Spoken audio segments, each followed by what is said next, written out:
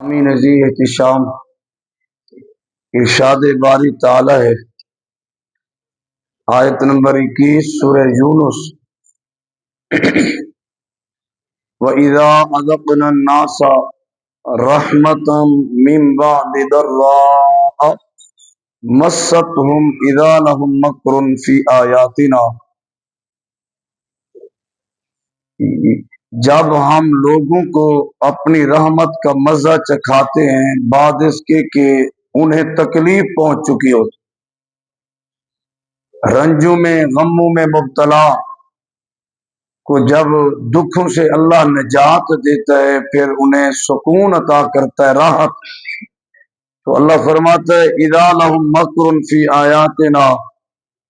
بجائے ان کو ہمارا شکر ادا کرنے کے، ہمارا فرما بردار ہونے کے، وہ پہلا کام یہ کرتے ہیں کہ وہ ہماری آیاتوں میں سازشیں کرنے لگ جاتے ہیں،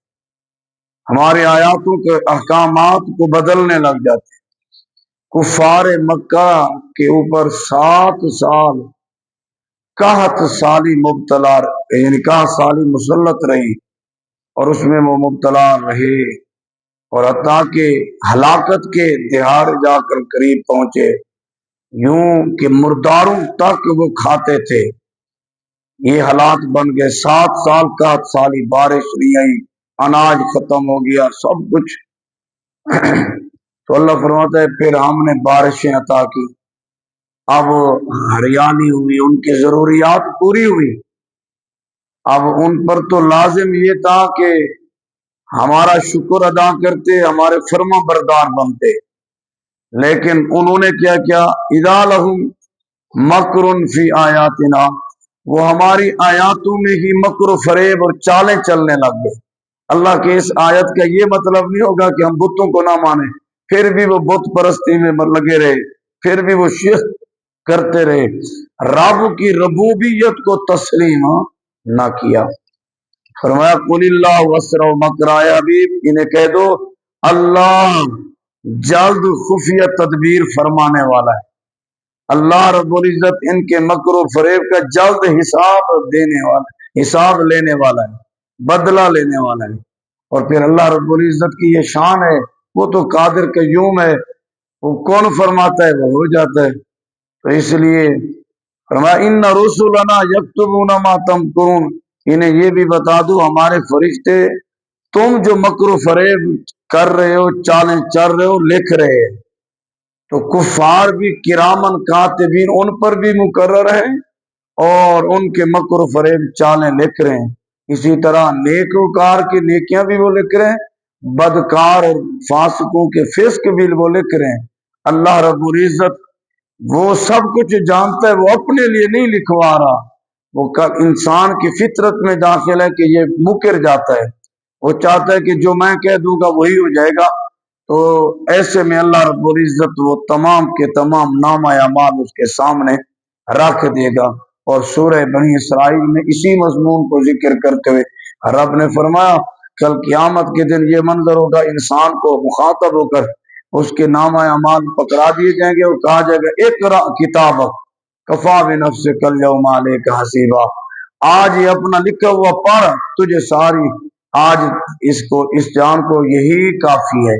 تو وہ پڑھتا جائے گا، حیران ہوتا جائے گا، یہ تو میں نے چھپ کر کیا تھا، یہ میں نے اعلانیہ کیا تھا، یہ تو کسی کو پتہ نہیں تھا،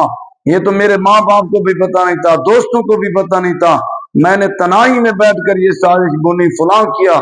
وہ ساری کی ساری دیکھ کر وہ اسی میں ہی حیران اور گردان ہوگا، اور ایسے میں پھر فیصلہ ہو جائے گا۔ اگر وہ جنتی ہے تو نیک اعمال کی وجہ سے اللہ کی فضل سے جنت میں چلا جائے گا، اگر بد اعمالیوں کا مرتکب رہا تو پھر اس کے مطابق سزا ہوگی۔ فرمایا هو الذی یسیرکم فی البر والبحر، وہی رب تمہیں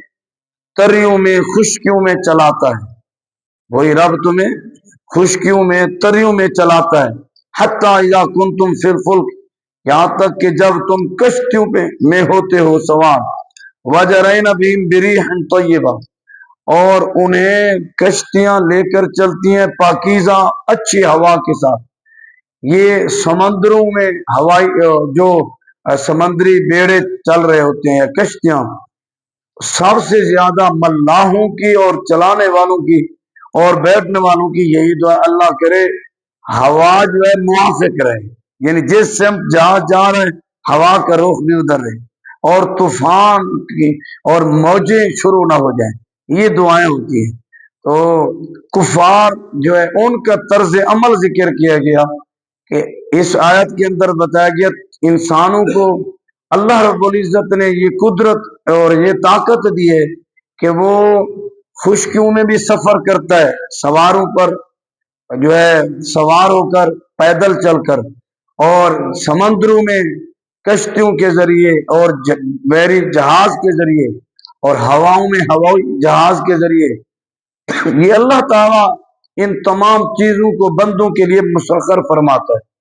اور رب العالمین کے ہی حکم سے سب کچھ چل رہا ہوتا ہے، وسیلہ سبب بندہ بنا ہوتا ہے کہ اس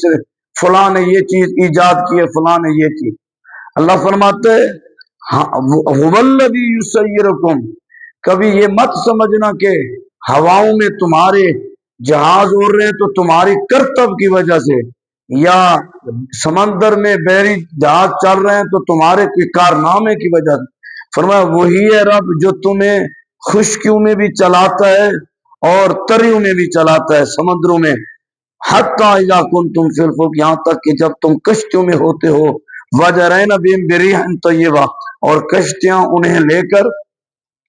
اچھی ہواؤں کے ساتھ چل رہی ہوتی، وفرحوا بها، اور وہ خوش ہو رہے تھے اب یہ منزل مقصود تک پہنچ جائیں گے، لیکن کیا ہوتا ہے جاءت ریح عاصف، یک یک طوفان آندھی آ جاتی ہے، وجہ مخالف ہوا آ جاتی ہے، وجاءہم الموج من کل مکان، اور ان کے پاس ہر طرف سے، ہر جہت سے سمندری طوفان کے موجیں آ جاتی ہیں، وظنوا انہ محیط بہم، اور وہ سمجھ لیتے ہیں کہ اب وہ گھیر لیے گئے ہیں، ایک تو مخالف ہوا چل پڑی ہے، دوسرا موجیں ہیں، دریا کی لہریں ہیں، یہ اب کشتی نہیں چلنے دے گی، جہاز سمت کی طرف جہاں جانا چاہتا ہے ادھر نہیں جا پائے گا۔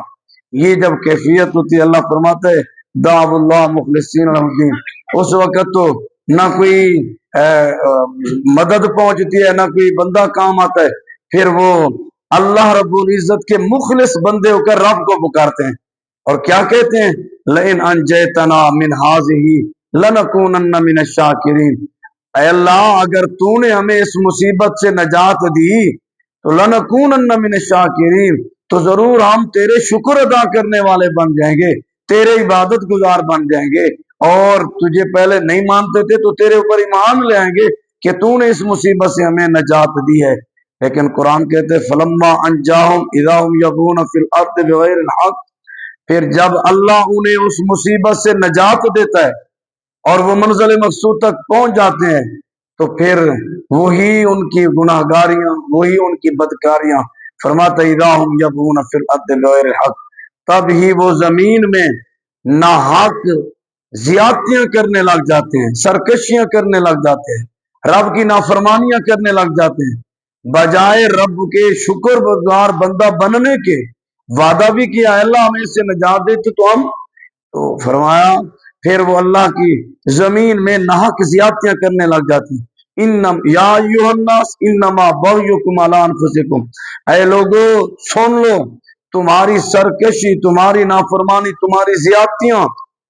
یہ کسی اور کے کھاتے میں نہیں، علی انفسکم، ان کا وبال تمہاری اپنی جانوں پر پڑے گا، متاع الحیات الدنیا، دنیا کی زندگی کا نفع برت لو، یہ وقت مقررہ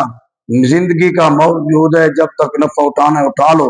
ثم الینا مرجعکم، پھر تم تمام کے تمام کو ہماری طرف لوٹ کر آنا ہے، فننبئکم بما کنتم تعملون، ہم تمہیں بتائیں گے جو تم کرتوت کرتے رہے۔ تو اللہ تبارک و تعالی نے اس آیت مبارکہ کے اندر کفار کا ایک طرز عمل ذکر کیا کہ جب مصیبتوں میں مبتلا ہوتے ہیں تو یہ بھی رب کو پکارتے ہیں، اور پھر جب اللہ ان کو مصیبت سے نجات دے دیتے پھر وہی عمل، وہی کردار، وہی کفر، وہی شرک، وہی رب کی نافرمانی۔ تو آج مسلمانوں کی بھی کیفیت دیکھنے کی ہے کہ جب بیماریاں گھیر لیتی ہیں، جب کوئی ایکسیڈنٹ میں مصیبت آ جاتی ہے، پریشانی، ہسپتال میں کوئی علی، اس وقت مسجد کرو، اللہ کی ذکر، عبادت، تلاوت، اور جب وہ ساری وہ اگر مصیبت ٹل جائے تو پھر کہے کی نماز، کہے کی مسجد جانا، تلاوت کیا. تو یہ طرز عمل کفار کا ہے. مسلمان تو یہ ہے کہ اس کی کیفیت جب یہ کہتا ہے میرا جینا مرنا اللہ کے لیے، تو پھر چاہے خوشحالی ہو یا تنگ دستی ہو، پھر تندرستی ہو یا بیماری ہو، پھر مصیبت ہو یا نہ ہو، خیر بھی ہو تب بھی اپنے رب کی نافرمانی نہیں کرتا اور اپنے رب کی عبادت کرتا رہتا ہے، شکر ادا کرتا رہتا ہے. اللہ تعالی ہم سب کو اپنا